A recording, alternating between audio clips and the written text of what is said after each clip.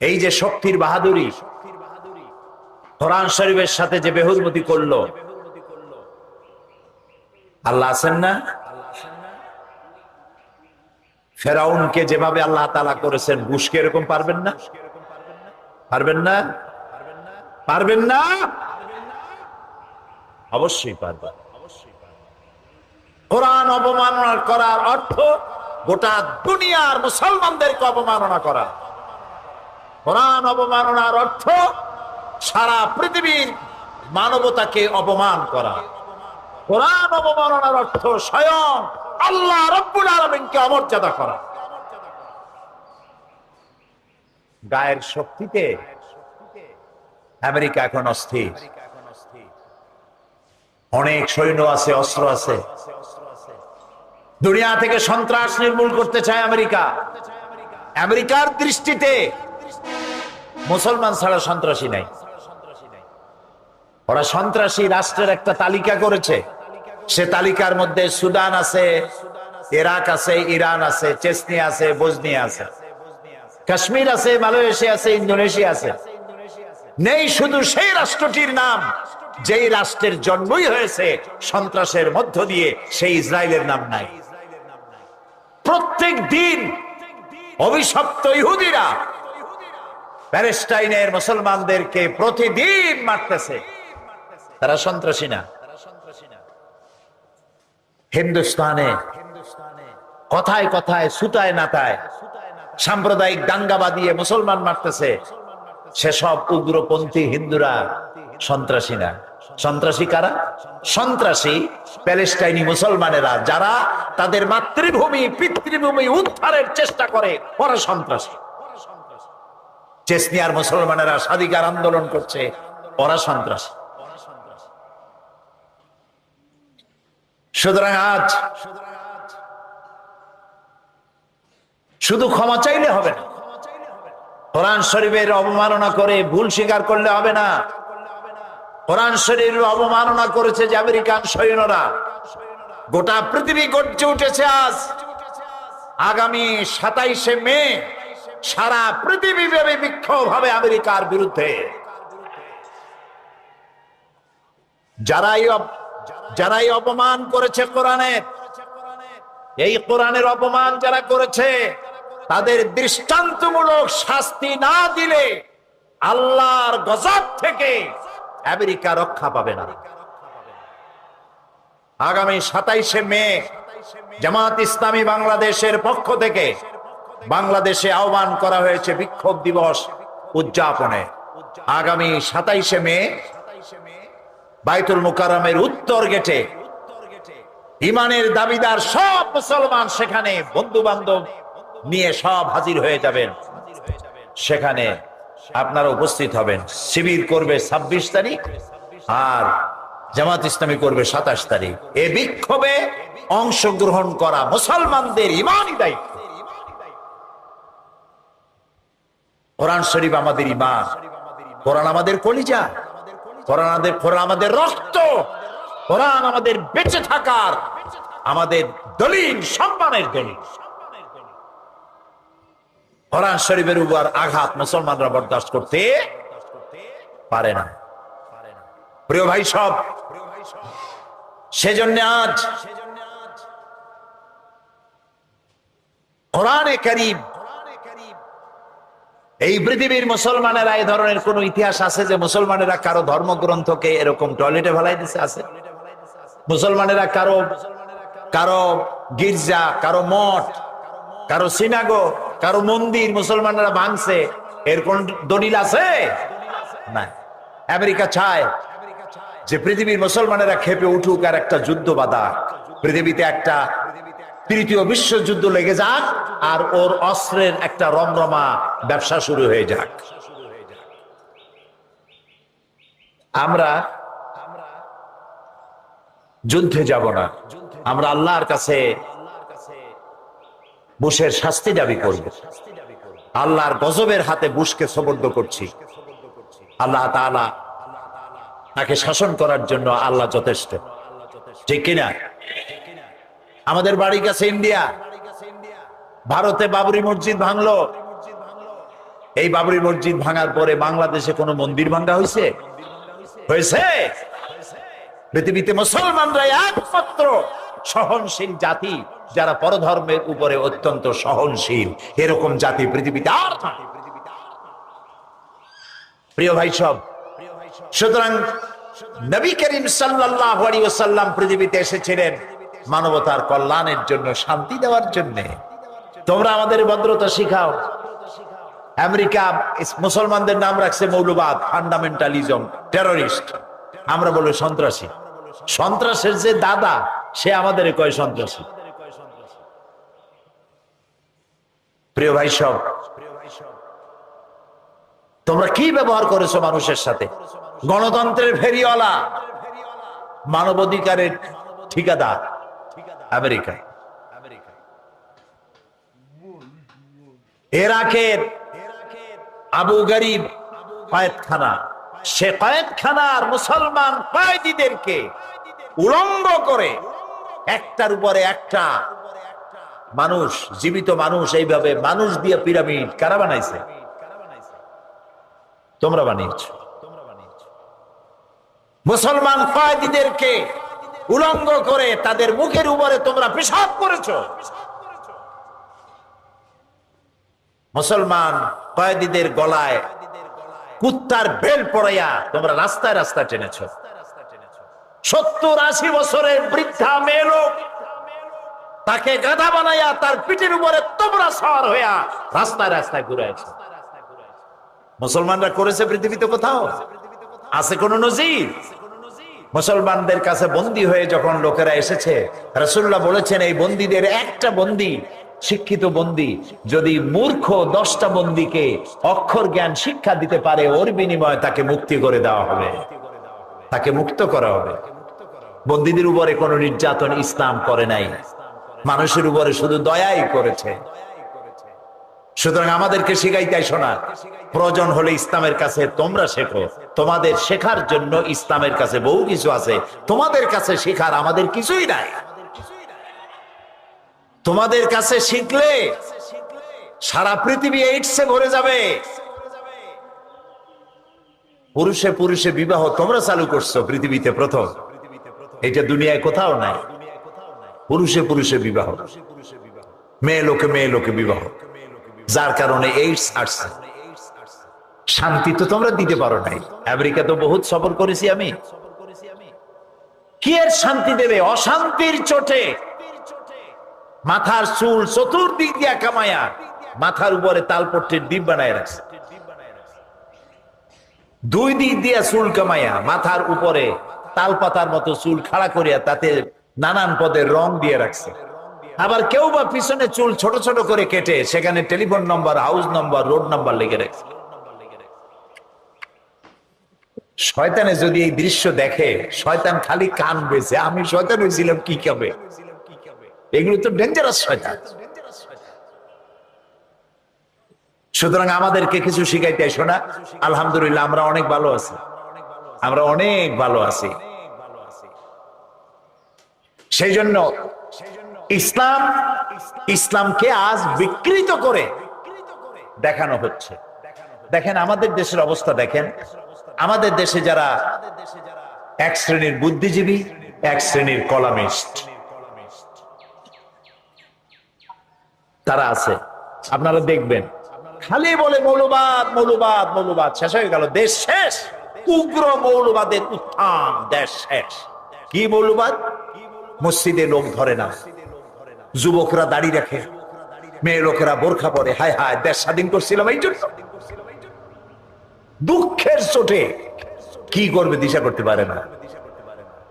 আরে মুসলমানের গায়ে, মুসলমানের রক্ত যদি শরীরে থাকতো এই সব বুদ্ধিজীবী এবং কলামিস্টদের, তাহলে দেখে তো আনন্দে বুক ভরে যেত। আমার মসজিদগুলি বেলা 11টায় যুবক ছেলে দিয়ে মসজিদ ভরে যাচ্ছে, আলহামদুলিল্লাহ। ওদের কলজা জ্বলে ওঠে, এরাও বলে মুসলমান। আহারে কি কপাল পোড়া।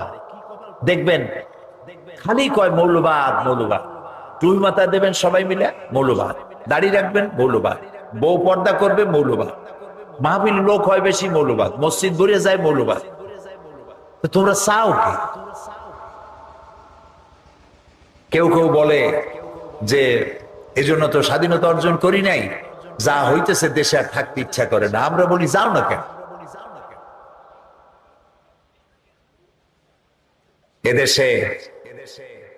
এদেশ টুপির দেশ, দাড়ির দেশ, আলেমদের দেশ, পীর বুজুর্গের দেশ, মুসলমানদের দেশ, মসজিদ মাদ্রাসার দেশ, বোরখা এবং হেজাবের দেশ। যাদের ভালো লাগে থাকতে পারো, ভালো না লাগলে কেউ বলবে না হুজুর আপনি থাকেন, আপনি যাবেন কেন, এটা বলার দরকার নেই। কেউ এটা বন্ধ করতে পারবে না। যুবকদের মাঝে ইসলামের যে কোনো যুগের তুলনায় বর্তমান যুগে যুবকদের মধ্যে ইসলামী চেতনা 1000 বার বেশি উজ্জীবিত হয়েছে।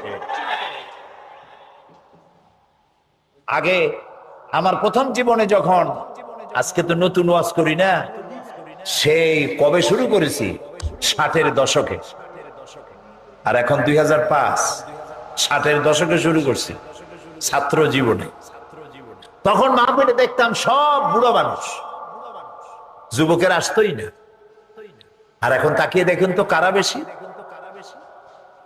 দাড়ি পাকা খুব বেশির বেশি 1% or 2%, 97% যুবক আর যুবক। আলহামদুলিল্লাহ বলো। এইটাই ওদের পছন্দ হয় না। এক শ্রেণীর বুদ্ধিজীবী, কলামিস্ট, সাংবাদিক, রাজনীতি বরদাস্ত হয় না। তাদের কলজে জ্বলে, আজান শুনলে তার মধ্যে বেশ্যার আওয়াজ শোনে। আছে না এখন একটা ওইরকম একটা কবি, কপাল পোড়া, কপাল পোড়া। সে বলছে ফজরের আজান যখন শুনি মনে হয় বেশ্যা তার খরিদ্দার ডাকতেছে। কত বড় কপাল পোড়া, বেঈমান। কবর হবে ওদের কাছেই, যাদের আওয়াজ শোনো ওদের কাছেই হবে।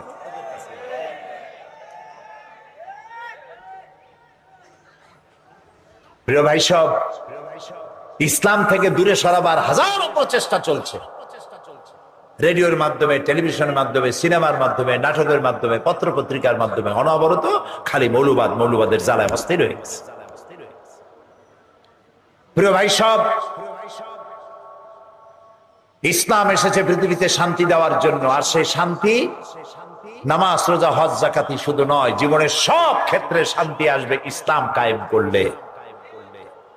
সেটি হবে ইসলামী সমাজ ব্যবস্থার মধ্য দিয়ে। নবী করিম সাল্লাল্লাহু আলাইহি সাল্লাম প্রেসিডেন্ট ছিলেন। কি ছিলেন? জোরে বলেন। প্রেসিডেন্ট ছিলেন, রাষ্ট্রপতি ছিলেন। আল্লাহর নবী মদিনা মুনাওয়ারায় হিজরত করার পর একটি রাষ্ট্র তৈরি করলেন, ইসলামী রাষ্ট্র, যার সংবিধান হলো কোরআন শরীফ। কোরআনের আইন চালু হয়ে গেল, চুরি বন্ধ হলো, ডাকাতি বন্ধ হয়ে গেল, জিনা ব্যভিচার বন্ধ হয়ে গেল, মানুষ দরজা খুলে ঘুমাবার সুযোগ পেয়ে গেল। বুড়োরা বৃদ্ধ ভাতা পেতে লাগলো, বেকার যুবকেরা বেকার ভাতা পেল। রাসূলুল্লাহ বললেন, মান তারাকা দায়নান আও দিয়ান ফালাইয়া। আমার রাষ্ট্রের ভেতরে যদি কেউ ঋণগ্রস্ত অবস্থায় মারা যায় আর ঋণ পরিশোধের কোনো সম্পদ যদি রেখে না যে থাকে, তাহলে তার ঋণ পরিশোধের দায়িত্ব আর তার এতিম বাচ্চাদের দায়িত্ব আমি মুহাম্মদ সাল্লাল্লাহু আলাইহি সাল্লাম রাষ্ট্রপ্রধান হিসাবে আমার কাঁধে উঠায় নিলাম। ইসলাম একটি জনক রাষ্ট্র প্রতিষ্ঠা করতে চায়, নবী রাসূলগণ তাই করেছেন। কিন্তু সেখানেও আমার দেশে বাধা। এখানে শুরু হয়েছে ধর্ম নিরপেক্ষ মতবাদ। আল্লাহ যা যা করেছেন শয়তান তার উল্টা আর একটা করেছে, করে নাই? বলেছেন, বলেন করে নাই কিনা? আমরা এক অদেখা আল্লাহকে বিশ্বাস করি। শয়তান আল্লাহর পরিবর্তে মূর্তি বানায়া তার ইবাদতে এক শ্রেণীর লোকদেরকে নিয়ে গেছে, যায় নাই? আল্লাহ যাকাত ভিত্তিক অর্থনীতি চালু করে দিয়ে সুষম বন্টন নীতির ব্যবস্থা করেছেন। শয়তান সুদ ভিত্তিক অর্থনীতি করে গরিবদেরকে শোষণ আর ধনীদেরকে আরো বেশি পয়সা পাওয়ার সুযোগ করে দিয়েছে। আল্লাহ তাআলা খেলাফত সৃষ্টি করেছেন, শয়তান রাজতন্ত্র তৈরি করেছে। আল্লাহ তাআলা দ্বীন ইসলাম দিয়েছেন, শয়তান সেখানে ধর্মনিরপেক্ষ মতবাদ চালু করেছে। ইসলামের উল্টাটাই হলো ধর্মনিরপেক্ষ মতবাদ। এই ধর্মনিরপেক্ষ মতবাদ মুসলমানদের জন্য গ্রহণ করা জায়েজ নাই। কেন নাই? ধর্মনিরপেক্ষ মতবাদটা কি? ধর্মনিরপেক্ষ মতবাদটা হচ্ছে নামাজ রোজা হজ যাকাত করব আমার ইচ্ছে মতো, আল্লাহর কথা মতো। শুনতেছেন কথা? নামাজ রোজা হজ যাকাত করব আমার আল্লাহর কথা মতো, কিন্তু আমার অর্থনীতি, আমার সমাজনীতি, আমার শিক্ষা, আমার দীক্ষা, আমার বিয়ে শাদী, আমার ওঠা বসা, আমার চলাফেরা, আমার নির্বাচন, আমার ইলেকশন, আমার ভোট, এ সব কিছু চলবে আমাদের নিজেদের মন গড়া নেতাদের কথা মতো, আমরা যা বানাই সেই অনুপাতে। এটার নাম কি? ধর্মনিরপেক্ষ মতবাদ। ধর্মের ব্যাপারে রাজনীতি নিরপেক্ষ থাকবে। কথা কি বুঝে আসতেছে? তাহলে এটা আমরা কোত্থেকে গ্রহণ করলাম? রাজনীতি থেকে ধর্ম আলাদা করতে হবে, এই দলিল আমি পেলাম কই? রাসূলুল্লাহ রাজনীতি করেন নাই, জবাব দিতে হবে করেন নাই।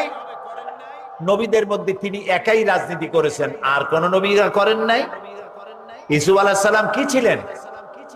ইউসুফ আলাইহিস সালাম প্রথমে অর্থ এবং খাদ্য মন্ত্রণালয়ের দায়িত্বশীল মন্ত্রী ছিলেন, মিশর গভর্নমেন্টের মন্ত্রী ছিলেন। একদিকে নবী আর একদিকে মন্ত্রী। কোথায় আছে কথা? কোরআন শরীফে আছে, সূরা ইউসুফ পড়ে দেখেন। এরপরে গোটা মিশরের প্রেসিডেন্ট হলেন কে? ইউসুফ আলাইহিস সালাম। সুলাইমান আলাইহিস সালাম সারা পৃথিবীর প্রেসিডেন্ট ছিলেন। সুবহানাল্লাহ কইতে ইচ্ছে করে না? মুহাম্মদ সাল্লাল্লাহু আলাইহি ওয়াসাল্লাম প্রেসিডেন্ট ছিলেন। হযরত আবু বকর রাদিয়াল্লাহু তাআলা আনহু তিনি কি ছিলেন? বলতে পারেন না? আল্লাহর নবী বলেন, তাম পৃথিবীর সমস্ত মুমিনের ঈমান যদি এক পাল্লায় রাখা হয়, আর একা আবু বকরের ঈমানটা যদি এক পাল্লায় রাখা হয়, তাহলে দেখা যাবে তাম দুনিয়ার সব মুমিনের ঈমানের তুলনায় একা আবু বকরের ঈমানের পাল্লাটা ভারী হয়ে যাবে। সেই আবু বকর রাদিয়াল্লাহু তাআলা আনহু প্রেসিডেন্ট ছিলেন না? হযরত ওমর, যার সম্পর্কে রাসূলুল্লাহ বলেছেন লা নবিয়্যা বাদি ওয়ালা রাসূলা, আমার পরে নবীও হবে না, রাসূলও হবে না। আমার পরে যদি কেউ নবী বা রাসূল হতেন, লাকানা ওমর, ওমররে আল্লাহ নবী বানায় দিতেন। সে ওমর রাদিয়াল্লাহু তাআলা আনহু প্রেসিডেন্ট ছিলেন না? কি ছিলেন না? গোটা পৃথিবীর অর্ধেকটা পৃথিবীর প্রেসিডেন্ট ছিলেন। সুবহানাল্লাহ বলো। ওসমান রাদিয়াল্লাহু তাআলা আনহু প্রেসিডেন্ট ছিলেন। হযরত আলী প্রেসিডেন্ট ছিলেন। কে তোমাকে অধিকার দিল রাজনীতি থেকে ধর্ম আলাদা? কে অধিকার দিল? কোন মুসলমানদের এই অধিকার নাই, এটা শয়তান করেছে। ধর্মনিরপেক্ষ মতবাদের স্রষ্টা হচ্ছে শয়তান। যে মুসলমানের গায়ে মুসলমানের রক্ত আছে, ধর্মনিরপেক্ষ মতবাদ সে করতে পারে না। হারাম। কোরআন শরীফে আল্লাহ তাআলা পরিষ্কার বলেছেন, আফাতুমিনুনা বিবাদিল কিতাবি ওয়া তাকফুরুনা বিবাদ। কোরআন শরীফের কিছু কথা মানবা আর বহু কথাকে ছেড়ে দেবা।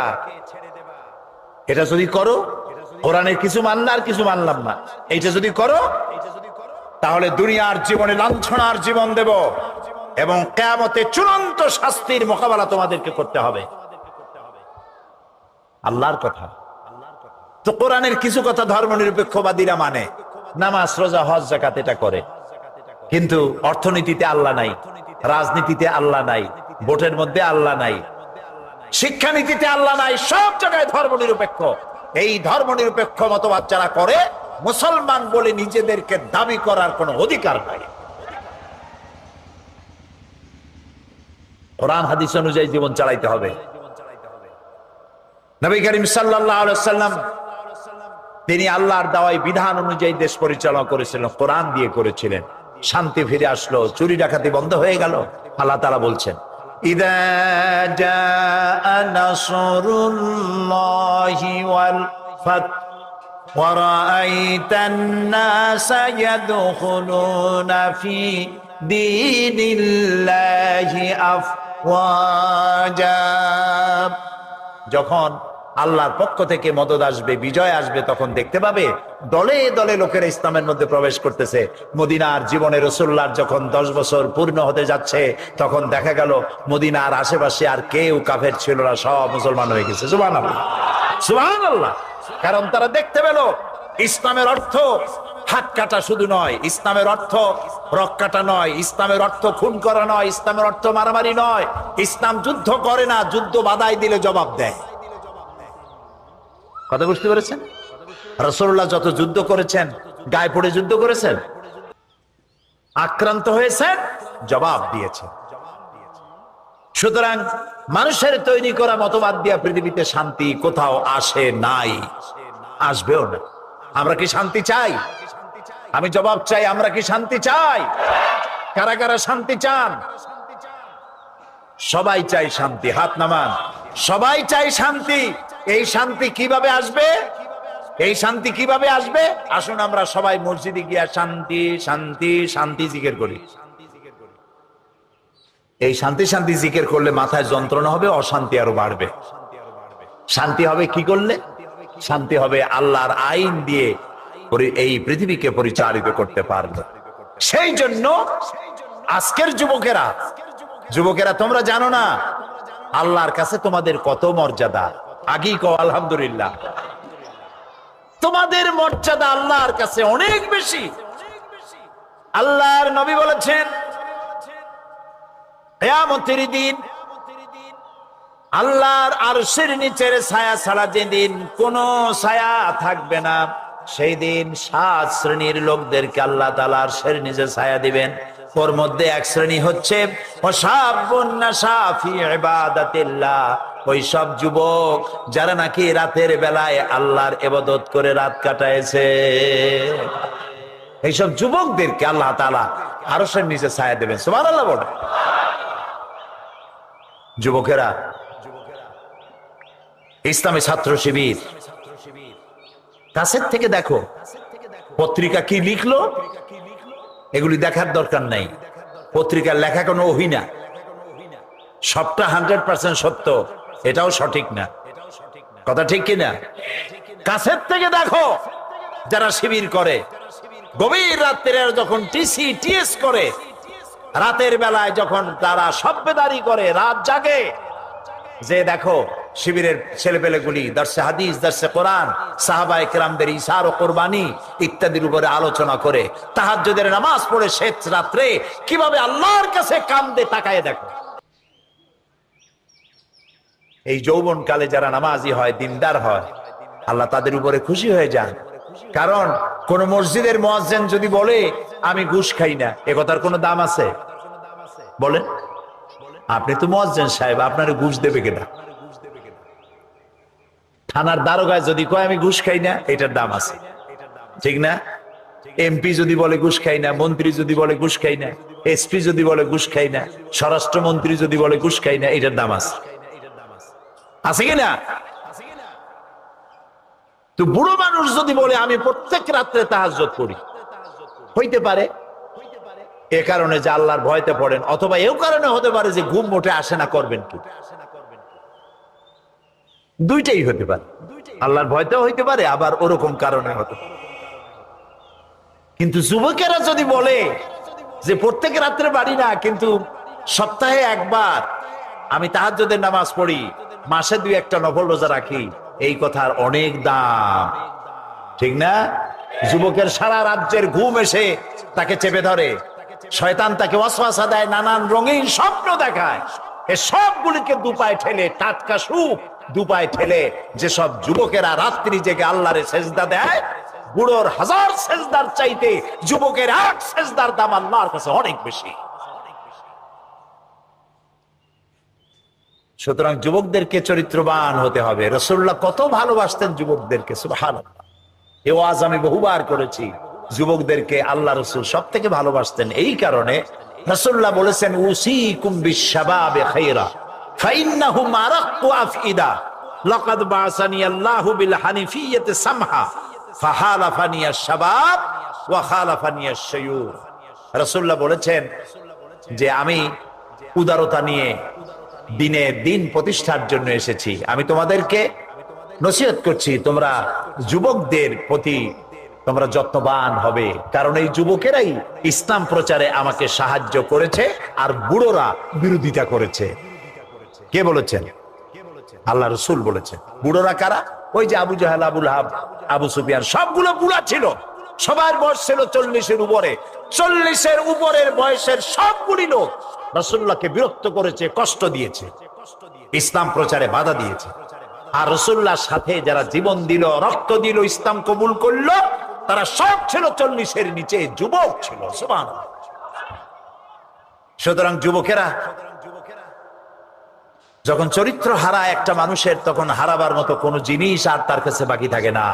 চরিত্র রক্ষা করো। চরিত্র শ্রেষ্ঠ সম্পদ। চরিত্র যার নাই সে শয়তানের চাইতে নিকৃষ্ট। এই চরিত্র তোমাকে কে বানায় দেবে? চরিত্র বানাবার কোনো ফ্যাক্টরি পৃথিবীতে নাই। চরিত্র বানাতে পারে কেবলমাত্র কোরআন আর হাদিস। সুবহানাল্লাহ। সেই চরিত্র তৈরি করার কারখানা ইসলামী ছাত্র শিবির। তাদের কাছের থেকে দেখো। আমি এই জন্য এই সবুজবাগ থানায় যারা আজকে এই মাহফিলের আয়োজন করেছেন তাদেরকে ধন্যবাদ জানাই। সকল যুবকদেরকে বলি, ইসলামের সাথে থাকো, নামাজি হও, দিনদার হও, পরেজগার হয়ে যাও। মজা এখানেই। এই পৃথিবীতে একদিন ইসলামের হাতে ইসলামের পতাকা উড়বে, সারা পৃথিবীতে শান্তি প্রতিষ্ঠা হবে, ইসলাম ছড়িয়ে পড়বে বিশ্বময়। সেই দিন আমিও তোমাদের সাথে, এইটা বলার কোনো দাম নাই। আজকে দুর্দিন, এই সময় সাথে থাকার বেশি জরুরি। নবী করিম সাল্লাল্লাহু আলাইহি সাল্লামের সাথে প্রথম যুগে বেলালের যে মর্যাদা, খাব্বাব খোবাইবের যে মর্যাদা, মদিনার বিজয়ের পরে যারা ইসলাম কবুল করেছিলেন তাদের সেই মর্যাদা নয়। এটা কোরআন শরীফে আল্লাহ নিজেই বলেছেন। বদরের যুদ্ধে যারা অংশ নিয়েছেন আল্লাহ তাদেরকে মাফ করে দিয়েছেন। তাদের সমান কোন সাহাবী হতে পারবেন না। সুতরাং ইসলামের আজ দুর্দিন, বিশ্ব জুড়ে আজই সময় কাছে আসার। কাছে ভেড়ো, ইসলামের কাছে আসো। ইসলাম ছাড়া কেউ মুক্তি দিতে পারবে না। যুবকেরা, তোমাদেরকে ব্যবহার করে রাজনৈতিক দলের নেতারা লাঠিয়াল বাহিনী হিসাবে ব্যবহার করে আমাদের নামে। তোমাদের দায়িত্ব কি? নেতা আসবে, আমাদের অমুক ভাই তমুক ভাই, ফুলের মতো চরিত্র, তারপরে ওই তার পিছনে দৌড়াও, তার জন্য গেট বানাও, এরপরে কিছু পয়সা দিল। এই পয়সা মা বাপে কম দেয়, যেহেতু তার কামাই কম, এই কম পয়সা দিয়ে তো ছেলের চলে না। কাজী নেতারা দেয় বেশি। বেশি পয়সা পাইলেই, যুবক মানুষ তো অনেক বেশি পয়সা পাইছে, হেরোইন খায়, কোকেন খায়, তারপরে এগুলো খাইলে আবার যা লাগে সেগুলির সাথে চলে যায়, চরিত্র ধ্বংস, সব শেষ। এরপরে টাকা যখন আর হাতে পায় না, তখন একটা অস্ত্র হাতে নিয়ে গুন্ডামি বদমাশি শুরু করে, তারপরে পরিণতি হয় ক্রস ফায়ার। ঠিক কিনা? কাজী এই খরচ ফায়ারে না গিয়া, ফায়ারে খরচ না হইয়া জীবনটারে সুন্দর বানাও বাবাজিরা। জীবনটারে ভালো বানাও, জীবনটারে সুন্দর বানাও। সুন্দর জীবন কে বানায় দেবে? গাল ছেড়া কামাল, নাক উল্টানো বসির, ঠ্যাং ভাঙ্গা দবির, এই যে কি সব নাম আবিষ্কার হয়েছে বাংলাদেশে, এগুলোর সাথে গেলে হবে না। আল্লাহ তাআলা বলেছেন, ইয়া আইয়ুহাল্লাযীনা আমানু ওয়া কুনু মা'আস সাদিকিন। আল্লাহ বলছেন, ও বিশ্বাসীরা, সত্যবাদীদের সাথে থাকো, ভালো মানুষের সাথে থাকো। যুবকেরা, বন্ধু নির্বাচনে যদি ভুল করো, জীবন বরবাদ হয়ে যাবে। তোমার বন্ধু যদি হয় সিনেমা খোর, ফেন্সিডিল খোর, চোর, ডাকাত এবং পরের মেয়েদের পিছনে ঘুরে ঘুরে বেড়ায়, তোমার বন্ধু যদি এরকমের বল্টু মার্কা হয়, তাহলে তোমার নাম যে ভাবে রাখছে আদর করে মন্টু, বল্টু আর মন্টু দুজনে মিলে সর্বনাশ হয়ে যাবা, সর্বনাশ হয়ে যাবা। কাজী বন্ধু ভালো হইতে হবে। তোমার বন্ধু যদি হেরোইন খোর হয়, তোমারে তা খাওয়াবো। সে যদি সিনেমায় সবসময় যায়, তোমারও সিনেমায় নিয়ে যাবে। সে যদি ব্লু ফিল্ম দেখে, তোমারও নিয়ে যাবে। আর তোমার বন্ধু যদি নামাজি হয়, সত্যবাদী হয়, একদিন না একদিন তোমাকে মসজিদে সে ঢুকাই ছাড়বে। এই জন্য ভালো মানুষের সাথে বন্ধুত্ব করো, পরীক্ষা করে নাও কে তোমার বন্ধু। আল মারউ মা মান আহাব্বা, রাসূলুল্লাহ বলেছেন, যার সাথে তোমার মহব্বত হবে তার সাথে তোমার হাসর হবে। এখন যুবকেরা, তোমরা কি চাও মদখোর, জেনাকার, বদমাশ তাদের সাথে তোমার হাসর হোক? তা কি চাও? সেই জন্য ভালো মানুষের সাথে, যারা নামাজি, দিনদার, পরেশগার, সত্য কথা বলে, ভালো মানুষ যারা, তাদের সাথে থাকো। আল্লাহ তোমাদের ভাগ্য ভালো বানায় দিবেন। আমাদের দেশ ভালো হবে, ইনশাআল্লাহ হবে। প্রিয় ভাই, সব ঐক্যবদ্ধ থেকে আল্লাহর দেওয়া বিধান বাংলাদেশে যদি কায়েম হয়ে যায়, এখানে হিন্দু, মুসলমান, খ্রিস্টান, বৌদ্ধ সব আরামে বসবাস করতে পারবে। অতীতে যেমন ছিলাম, ভবিষ্যতেও তেমন থাকতে পারবো। প্রিয় ভাই, সব অনেক মুসলমান শুধু ওয়াজ শোনে, নামাজ পড়ে না। আজকে নামাজের একটা ওয়াদা নিতে চাই, জীবনে আর নামাজ ছাড়বো না। নামাজ তোমার চরিত্র ভালো বানাবে, আল্লাহ গ্যারান্টি দিচ্ছেন। কে গ্যারান্টি দেয়? আল্লাহ তাআলা বলছেন, নামাজ মানুষকে পাপাচার আর অশ্লীল থেকে বাঁচায়। নামাজ জীবনে ছাড়বো না, এই ওয়াদা করা যাবে? নামাজ যে পড়বে না কাফের হয়ে যাবে। নামাজ পড়বো সারা জীবন। যারা যারা পারবে দুই হাত উঁচু করো, বলেন, ইয়া আল্লাহ, তোমার পবিত্র নামে কসম করি, শপথ করি, যতদিন পর্যন্ত মালাকুল মউত আমার মাথার কাছে না আসতেছে, ততদিন পর্যন্ত ফরজ নামাজ, ফরজ রোজা আর ছাড়বো না, আর ছাড়বো না, আর ছাড়বো না। এবার জোরে বলেন, ইয়া আল্লাহ, আমার মৃত্যু পর্যন্ত আমার আজকের এই ওয়াদা আমাকে পালন করার তৌফিক দাও। আমিন ইয়া রাব্বাল আলামিন। যারা বাঁচতে চান, আল্লাহ রাব্বুল আলামিন তাদের জন্য ফর্মুলা পেশ করেছেন, ইল্লাল্লাযীনা আমানু ওয়া আমিলুস সলিহাতি ওয়া তাওয়াসাউ বিল হাক্কি ওয়া তাওয়াসাউ বিস সাবর। আল্লাহ পাক বলেন, 7টি কাজ করলে জীবন সফল হয়ে যাবে। কয়টা কাজ? 7টা কাজ করলে জীবনটা সফল হয়ে যাবে। 1 নম্বরে ঈমান। 1 নম্বরে কি? এটাই হচ্ছে ফাউন্ডেশন। ক্ষতি থেকে বাঁচার জন্য প্রথম যে গুণটি, সেটি নাম হচ্ছে ঈমান। ইসলামে ঈমানের স্থান সর্বপ্রথম, তারপরই হচ্ছে ইসলাম। ঈমান আগে, তারপরে কি? ইসলাম। ইসলাম হচ্ছে বীজ, ঈমান হচ্ছে বীজ, আর ইসলাম হচ্ছে চারা, গাছ। এটা হচ্ছে ভিত্তি। এই ভিত্তিকে সর্বপ্রথম মজবুত করতে হবে। ঈমানের ভিত্তি, ঈমানের ভিত্তি দুনিয়ায় ঈমানের আহ্বান জানিয়ে জানাবার জন্যই আল্লাহ রাব্বুল আলামিন সমস্ত নবী এবং রাসূলদেরকে পৃথিবীতে পাঠিয়েছেন ঈমানের আহ্বানের জন্য। দুনিয়ার সমস্ত নবীদের দাওয়াত ছিল ঈমানের দাওয়াত। কিসের দাওয়াত? এই ঈমানের দাবিটা আসছে, দাওয়াতটা এসেছে আল্লাহর কাছ থেকে। কার কাছ থেকে? দেখুন, পৃথিবীর ভিতরে কোন নবীদের কথার সাথে আরেকজন নবীর কথার কোনো বৈপরীত্য হয় নাই। সমস্ত নবীদের কথা একরকম ছিল। কয় রকম? একজন নবীর সঙ্গে তার বক্তব্যের সাথে আরেকজন নবীর বক্তব্যের কোনো গুণগত মৌলিক কোনো পার্থক্য ঘটে নাই, অসঙ্গতি হয় নাই। কারণ নবীরা, আম্বিয়া আলাইহিমুস সালাম, নিজেরা বানিয়ে কথা রচনা করে তারা মানুষের সামনে পেশ করে নাই। সমস্ত নবীদের কাছে যত দাওয়াত এসেছে, একটা অফিস থেকে এসেছে। সে অফিসটা হচ্ছে কার? আল্লাহ রাব্বুল আলামিনের। তাই দুনিয়ার সমস্ত পয়গম্বরদের দাওয়াত ছিল না ইলাহা ইল্লাল্লাহ, লা ইলাহা ইল্লাল্লাহ, লা ইলাহা, লা ইলাহা ইল্লাল্লাহু মুহাম্মাদুর রাসূলুল্লাহ। এটাই ছিল সমস্ত নবীদের দাওয়াত। কোরআনে কারীম তার ধারক এবং বাহক সম্পর্কে বলে যে তিনি যে দাওয়াত দিয়েছেন, সে দাওয়াতটা হলো ঈমানের দাওয়াত। আমাদের নবী তিনি এসে যে দাওয়াত দিয়েছেন, সে দাওয়াতটা কিসের?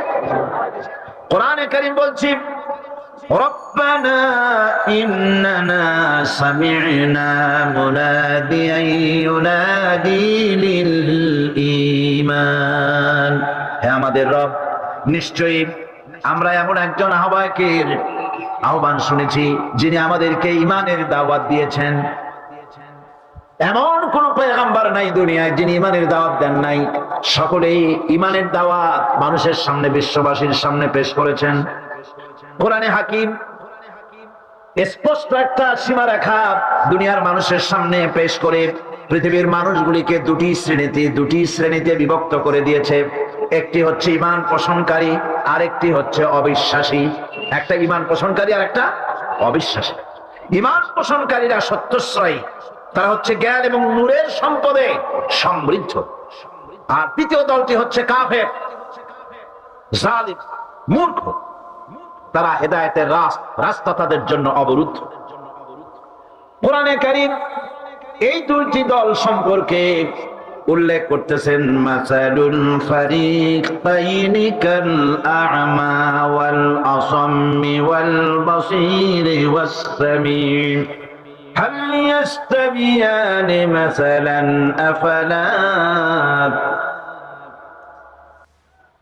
কোরআন শরীফ বলছে হাল ইয়াস্তাবিয়ানি মাসালান আফালা তাযাক্কারুন। দুইটি শ্রেণীতে আল্লাহ পাক ভাগ করে দিয়েছেন। একটা শ্রেণী হচ্ছে অন্ধ, বোবা, বধির। আরেকটি যারা শুনতে পায়, চোখে দেখতে পায়। এই দুটি কখনো এক নয়, সমান নয়। এই দুটির রাস্তা আলাদা। কাফেরের রাস্তা আর ইমানদারদের রাস্তা সম্পূর্ণ ভিন্ন।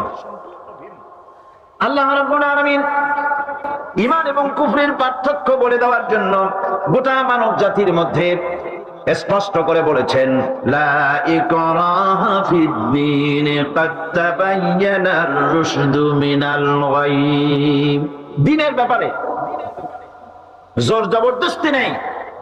এখানে হেদায়েতের পথ এবং গোমরাহি, হেদায়েতকে গোমরাহির পথ থেকে সম্পূর্ণ আলাদা করে দেওয়া হয়েছে। লা ইকরাহা ফিদ-দীন, দ্বীনের ব্যাপারে কোনো জোর জবরদস্তি নাই।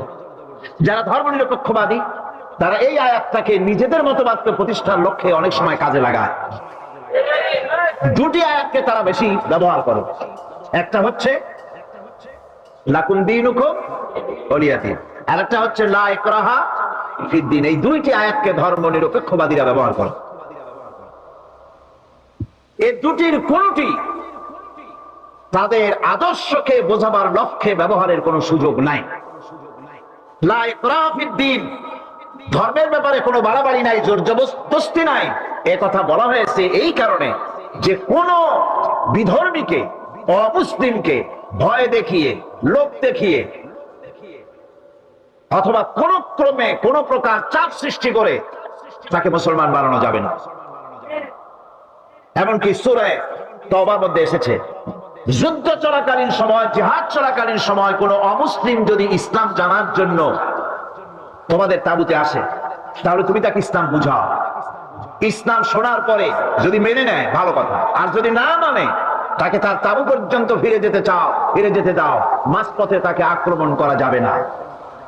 ধর্মের ব্যাপারে কোনো বাড়াবাড়ি নাই। লা ইকরাহা ফিদ-দীন, এর দ্বারা ধর্মনিরপেক্ষতার কোনো কথা বোঝানো হয়নি। আর লাকুম দীনুকুম ওয়ালিয়া দীন, এটা ছিল কাফেরদের সেই বক্তব্যের প্রেক্ষিতে যেখানে কাফেররা বলেছিল মুহাম্মদ সাল্লাল্লাহু আলাইহি ওয়াসাল্লাম, আসুন আমরা এক কাজ করি, সেটা হলো ধর্ম নিয়ে আমাদের মধ্যে যে বাকবিতণ্ডা হচ্ছে, আমরা ধর্মকে 50-50 ভাগ করে নিই। কিছুদিন আমরা গিয়া আপনার আল্লাহরে সেজদা দেই, আর কিছুদিন আপনারা আমাদের মূর্তিগুলিকে প্রণাম করুন। এই প্রস্তাব যখন রাখলো, আল্লাহ রাব্বুল আলামিন সূরা কাফিরুন অবতীর্ণ করে দিলেন, কুল ইয়া আইয়ুহাল কাফিরুন লা আ'বুদু মা তা'বুদুন। হে কাফেরেরা, হে অবিশ্বাসীরা, নবী আপনি বলুন, হে অবিশ্বাসীরা, তোমরা যার ইবাদত করো আমরা তার ইবাদত করি না, আবার আমরা যার ইবাদত করি তোমরাও তার ইবাদত করো না। সুতরাং লাকুম দীনুকুম ওয়ালিয়া দীন, সুতরাং তোমাদের দিন তোমাদের জন্য, আমাদের দিন আমাদের জন্য। এখানে নিরপেক্ষতার কথা বলা হয় না, এখানে পক্ষের কথা বলা হয়েছে। কিসের পক্ষ? ধর্মের পক্ষ। কিসের পক্ষ? হিন্দু, খ্রিস্টান, বৌদ্ধ, তোমরা তোমাদের ধর্মের পক্ষে থাকো। মুসলমান, তোমরা তোমাদের ধর্মের পক্ষে থাকো। ধর্মের ব্যাপারে নিরপেক্ষ হওয়ার কোনো সুযোগ নাই। আছে নাকি সুযোগ? আমি পার্লামেন্টে বলেছি এই কথা, যে একটা ধর্মের উপরে বিশ্বাস করে নিজেকে একটা ধর্মের পক্ষের ব্যক্তি হিসাবে ঘোষণা করে কেউ বলছে, দাবি করছে আমি হিন্দু, কেউ বলছে আমি বৌদ্ধ, কেউ বলছে আমি খ্রিস্টান, কেউ বলছে আমি মুসলমান। নিজেকে একটা ধর্মের বিশ্বাসী ঘোষণা করার পর আমি ধর্মনিরপেক্ষ, এই কথাটা মিথ্যা, বানোয়াট, জালিয়াতি, প্রতারণা, মুনাফিক। কোন ধর্মের অনুসারী ব্যক্তি ধর্মনিরপেক্ষ হতে পারে না। কেবলমাত্র নাস্তিক, যারা আল্লাহরে মানে না, আল্লাহকে স্বীকার করে না, ওরা বলতে পারে আমরা ধর্মনিরপেক্ষ, ধর্মের ব্যাপারে আমরা নিরপেক্ষ, গুলো মানি না, বিশ্বাস করি না। কিন্তু যারা ধর্মে মানে, সেদের যে ধর্মেরই হোক না কেন, সে ব্যক্তি ধর্ম নিরপেক্ষ যদি দাবি করে, এটা মিথ্যে কথা, এটা মুনাফিকি ছাড়া কিছু হতে। মুসলমানকে, যে কোনো জাতিকে যে ধর্মে আছে ধর্মের পক্ষে থাকায় কথাই বলা হয়েছে। এখন আমি বলতেছিলাম ইমানের কথা। ইমান আগে আনতে হবে। ইমান সম্পর্কে আল্লাহ রাব্বুল আলামিন বলতেছেন ইমান হলো আগে, তারপরে ইসলাম। আবার ইমান আনার আগে আবার কুফরি একটা শব্দ আছে, সেটা হলো ফামাইয়াকফুর বিত্তাগুতি ওয়া ইউমিন বিল্লাহি ফাকাদ ইসতামসাকা বিল উরওয়াতিল উসকা লা ইনফিসামা লাহা ওয়াল্লাহু সামিউন আলীম। যে ব্যক্তি তাগুতকে অস্বীকার করেছে, সর্বপ্রথম তাগুতকে অস্বীকার করতে হবে। আর এরপরে আল্লাহর উপরে যে ঈমান আনলো, সে এমন এক শক্ত অবলম্বন ধারণ করলো যা তাকে কোনো কিছুই বিচ্ছিন্ন করবে না, ধ্বংস করে দেবে না। সুবহানাল্লাহ। এখন সত্যিকারের ঈমানদারের পরিচয়টা কি? কোরআনে কারীম সত্যিকারের ঈমানদারের পরিচয় এভাবে পেশ করতেছে, ইন্নামাল মুমিনুনা আল্লাযীনা আমানু বিল্লাহি ওয়া রাসূলিহি সুম্মা লাম ইয়ারতাবু ওয়াজাহিদু বিআমওয়ালিহিম ওয়া আনফুসিহিম ফি সাবিলিল্লাহ উলাইকা হুমুস সাদিকুন। ঈমানের দাবিতে সত্যবাদী কারা? ইন্নামাল মুমিনুনা আল্লাযীনা আমানু বিল্লাহি ওয়া রাসূলিহি।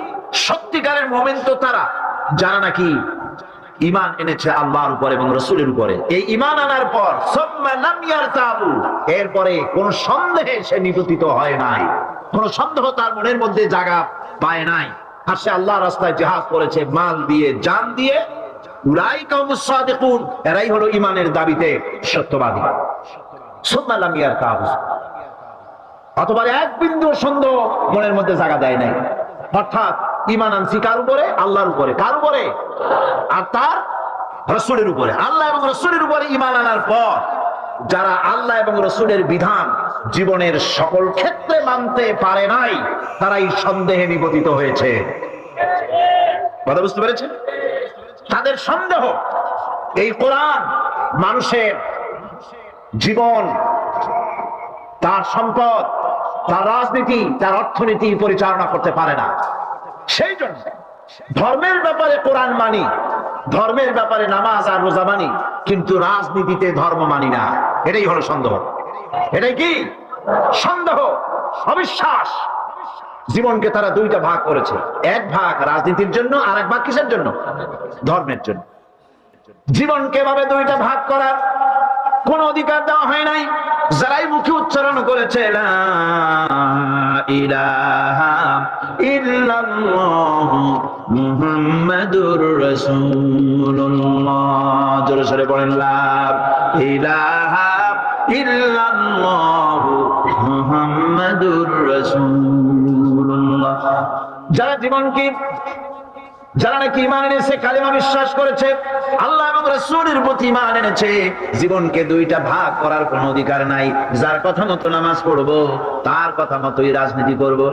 যার কথা মতো হজ করব, যাকাত দিব, তার কথা মতো পার্লামেন্ট চালাবো। যার কথা মতো হজ করব, যাকাত দিব, সেজদা দিব, তার কথা মতোই বঙ্গভবন আর সেক্রেটারিয়েট চালাবো। যাকে মানি, যে আল্লাহরে সেজদা করি সারা জীবন, যে রাসূলকে মানি আমার নেতা হিসেবে, রাসূল হিসেবে, সে আল্লাহ এবং রাসূলের হুকুম অনুযায়ী আমার কোর্ট কাছারি, আদালত, শিক্ষাঙ্গন চালাবো। এটা যদি চালাই তবে আমি মুমিন, আর যদি না চালাই, সন্দেহে যদি নিপতিত হয়ে যায় যে কোরআন থাকবে মসজিদে, আমার পার্লামেন্টে কোরআন ঢুকতে পারবে না। কোরআন পার্লামেন্ট শুরু হওয়ার সময় একবার তেলাওয়াত হবে, কিন্তু তা আমল করা হবে না। অনুষ্ঠানগুলি শুরু হবে কোরআন দিয়ে, কিন্তু তা আমল করা হবে না। কোরআন তেলাওয়াত করে ব্যবসা প্রতিষ্ঠান উদ্বোধন করা হচ্ছে, কিন্তু সুদের টাকা দিয়ে ব্যবসা প্রতিষ্ঠান বানানো হলো। বিবাহ পড়ানো হচ্ছে কোরআনের আয়াত দিয়ে, কিন্তু যৌতুক গ্রহণ করা হারাম, সেই যৌতুক দিয়ে বিয়ে উদ্বোধন করা হলো। এমনি সকল ক্ষেত্রে নাফরমানি করে যে ইমানের দাবি করলো, এই ইমান ইমান নয়, এর নাম মুনাফিকি। এই মুনাফিকি থেকে বাঁচতে হবে। সন্দেহের দানা বাঁধলে চলবে না, বিশ্বাস করতে হবে আমার কোরআনের নাম সংবিধান, এই কোরআন দিয়ে পার্লামেন্ট চলবে। চলবে না? চলবে না? আমি এ যাবৎকালীন যত বক্তব্য রেখেছি পার্লামেন্টে, আমার অধিকাংশ বক্তব্য আমি কোরআন দিয়ে হাদিস দিয়ে বলেছি, আলহামদুলিল্লাহ।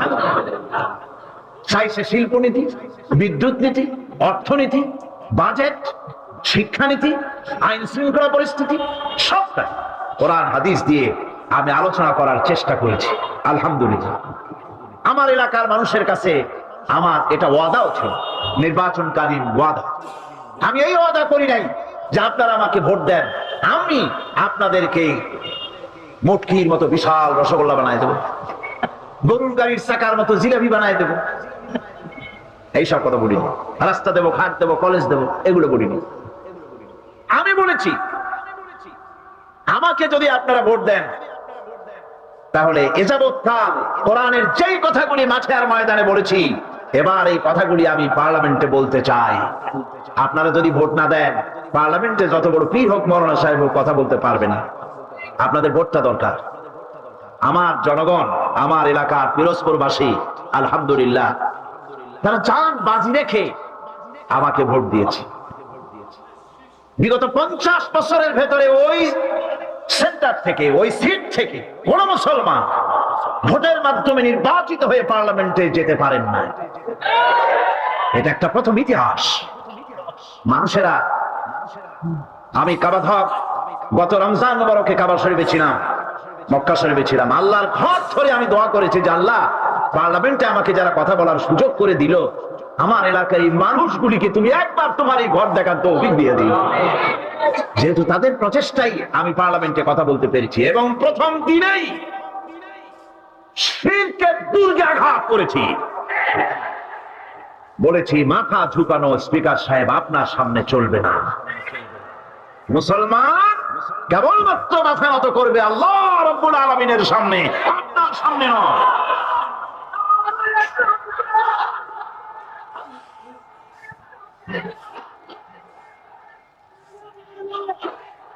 আল্লাহ পাকের মেহেরবানি, আল্লাহ পাকের মেহেরবানি যে আমার এই উপলব্ধি হয়েছে, এই উপলব্ধি আগেও ছিল। আমি এখন বুঝতে পারি ভালো করে, পার্লামেন্ট হচ্ছে সেই জায়গা যেখানে বসে গোটা জাতির ভাগ্যকে সুপ্রসন্ন করা যায়, হতভাগ্য দূর করে দিয়ে মানুষের জীবনকে সুখী সমৃদ্ধশালী করা যায়। পার্লামেন্টে বসে তাহলে সেই জায়গা দুটোই করা যায়। ওখানে বসে গোটা জাতিকে অশান্তির আগুনে দাউ দাউ করে জ্বালানো যায়, ওখানে বসে ব্যবসায়ীদের সর্বনাশ করা যায়। এই পার্লামেন্টে বসে আইন পাশের মাধ্যমে গোটা জাতির ভাগ্যকে বদলে দিতে পারে মুহূর্তের ভিতরে। সে আইনটা হবে কোরআনের আইন। কিসের আইন? এটা যদি পার্লামেন্টে এই আইন পাশ হয়, গোটা জাতির ভাগ্য বদলে যাবে, নইলে ভাগ্য বদলাবার সম্ভাবনা নাই।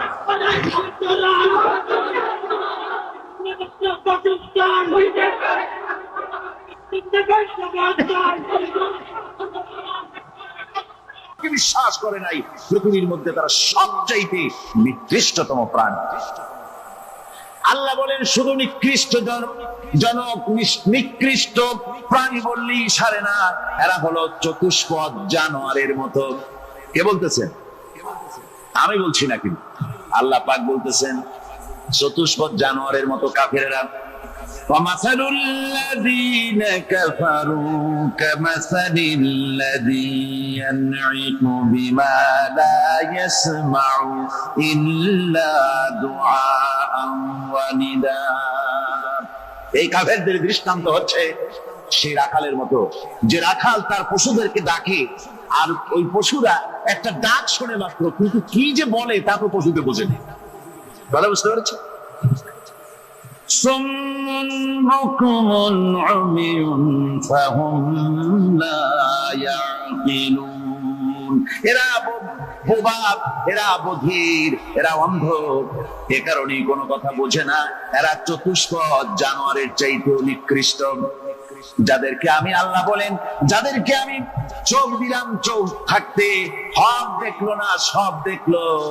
হক দেখে নাই চোখ দিয়া, এই চোখ দিয়া সব দেখলো। নারীর সৌন্দর্য উপভোগ করলো, আর নারীর অঙ্গ প্রত্যঙ্গ নিয়ে নানা ধরনের গল্প লিখলো, কবিতা লিখলো, কিন্তু এই সৌন্দর্য যিনি দিলেন তারেও চিনল না।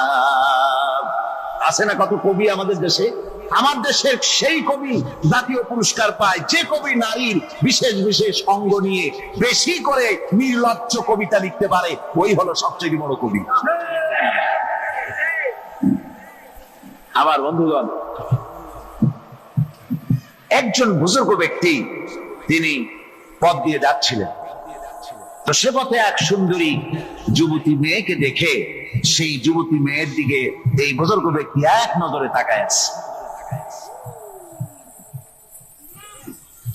তখন এই ঘটনাটাকে কবি এভাবে লিখতেছেন সাজায়: একদা সুখদায়ক প্রমোদা বদন, দর্শন করিব ঝরিল নয়ন, হেসে কহে সে রূপসী সবিস্ময় মন, কহ দেখি মহাশয় কহ কি কারণ, বিষয় বিরাগী তুমি ভুবনে প্রচার, কি হেতু জন্মিল তব মানস বিকার, সামান্য ললনা রূপ করি দর্শন, উচিত না হয় তব অশ্রু বরিশন।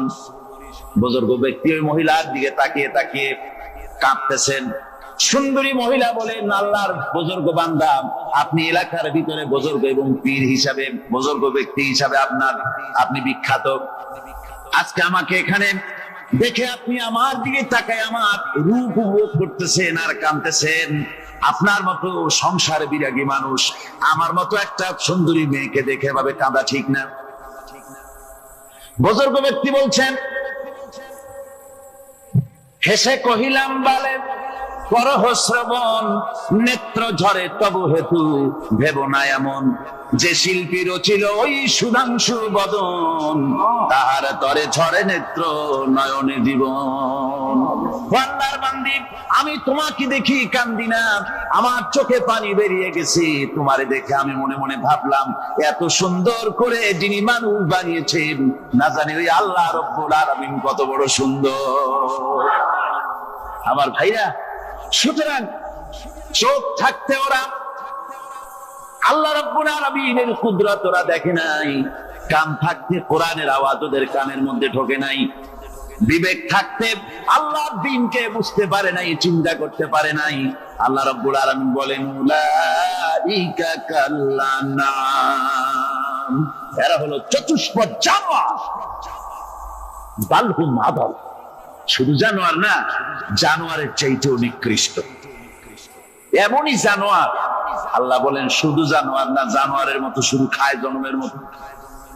والذين كفروا يتمتعون ويأكلون كما تأكل الأنعام। এই কাফেরগুলির কাম শুধু ফুর্তি করা, গান বাজনা, নাটক, গল্প, এই সব কাজ তাদের। নামাজ নাই, রোজা নাই, আল্লাহ চিন্তা নাই, তাহাজ্জুদ নাই, পরেশগারি নাই, শুধু গান আর নাচ। দেখেন না ফুর্তি। এই যে 1 জানুয়ারি রাত 12টার সময় আমার ঘুম ভেঙে গেল, এই যেখানে আমি ছিলাম, বিকট আওয়াজ। আমি মনে করলাম পাশের বাড়ি বুঝি ডাকাত পড়ছে। পরে বাড়িওয়ালা আমাকে বললেন যে ডাকাত না, বোধহয় এই নিউ ইয়ার সেলিব্রেট হচ্ছে, নতুন বৎসর উদযাপন হচ্ছে বোমা দিয়ে, শহরবাসীর আরামের ঘুম হারাম করে এগুলি করা হচ্ছে। এ তো গেল 1 জানুয়ারি। আর যখন আমাদের নিজেরটা যখন আসে, অর্থাৎ 1 বৈশাখ, তখন দেখছেন অবস্থা 1 বৈশাখে। এবছর আমাদের দেশে 1 বৈশাখে ঢাকায় যে দৃশ্য আমি টিভির মধ্যে দেখলাম, তাতে আমার মনে হয়নি যে 12 কোটি মুসলমানের দেশে রাজধানীতে এই দৃশ্য হচ্ছে। আমার মনে হচ্ছিল এটা বুঝি কলকাতা অথবা অন্য কোন শহর হবে। আমি দেখলাম সমস্ত যুবক যুবতী, নারী পুরুষ, বিভিন্ন বয়সের লোক সব একসঙ্গে রাস্তায় নেমেছে, নাচতেছে। তার মধ্যে বুদ্ধিজীবী আছে, শিক্ষিত লোক আছে, সমানে নাচতেছে। আর তাদের মুখোশ পরা, বানরের মুখোশ, কুকুরের মুখোশ, শূকরের মুখোশ, ঘোড়ার মুখোশ, হাতি শিয়ালের মুখোশ, এই মুখোশ পরে এভাবে নাচতেছে। আমি চিন্তা করলাম, নববর্ষের সাথে কুত্তার মুখোশের সম্পর্ক কি? নববর্ষের সাথে পাপি শ্রীগালের মুখোশের সম্পর্ক কি? তাহলে ওরা কি বলতে চায় যে আগামী বছরটা আমরা কুত্তার ভূমিকায় অ্যাক্টিং করব, অথবা শ্রীগালের মতো ধূর্তামি করব জাতির সাথে? তারপরে কি করলো? সকাল বেলায় যুবক যুবতী পয়লা বৈশাখ সূর্য উদয়ের আগে রমনা লেকের পাড়ি গিয়ে সব দাঁড়িয়েছে বাসন্তী রঙের শাড়ি পরে।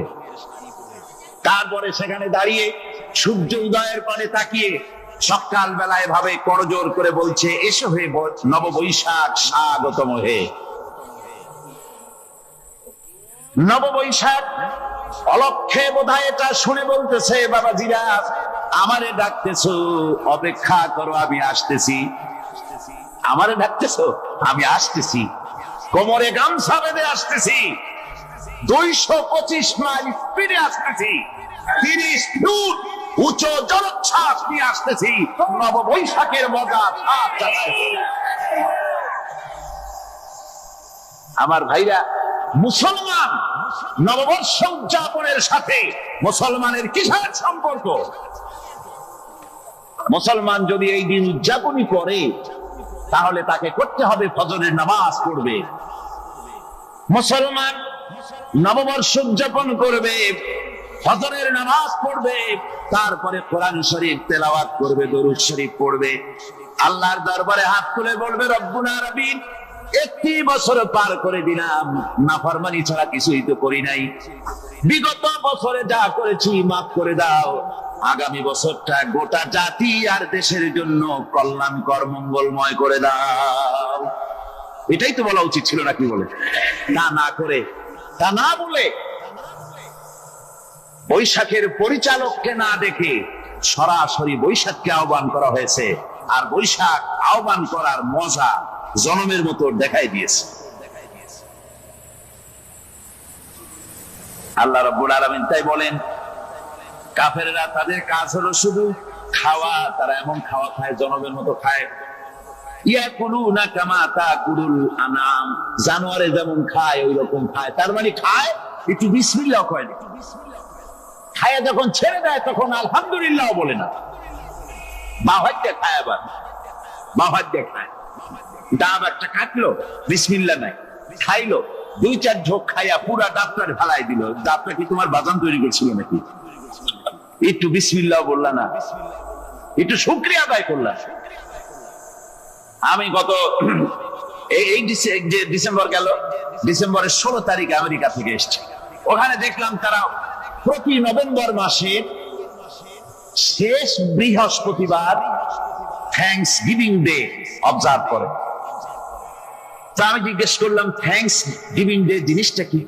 ওরা বললো, এটা হচ্ছে এই যে গড আমাদেরকে সারা বছর ভালো খাওয়াইছে, আমাদেরকে ভালোভাবে পড়াইছেন, সুন্দর রেখেছেন, এই জন্য আমরা গডকে থ্যাঙ্কস দেই নভেম্বরের এই শেষ দিনটিতে। সারা বছরের ভালো খাইছি, ভালো থাকছি, এই জন্য গভর্নমেন্টকে মানে গডকে থ্যাঙ্কস দিলাম। আমি আমার আলোচনায় সেখানে বললাম যে দেখেন, রাশিয়ার সাথে আমেরিকার পার্থক্য তো এখানে, ওরা গডকে অস্বীকারই করেছে, গডই মানে না। আর এরা গডের নামাজ রোজা বা ইবাদত কিছু করুক আর না করুক, গডের অন্তত একটা ধন্যবাদ দেয়। ওরা ওদের ডলারে লিখেছে, ইন গড উই ট্রাস্ট, প্রত্যেকটা ডলারে লেখা আমরা গডে বিশ্বাস করি।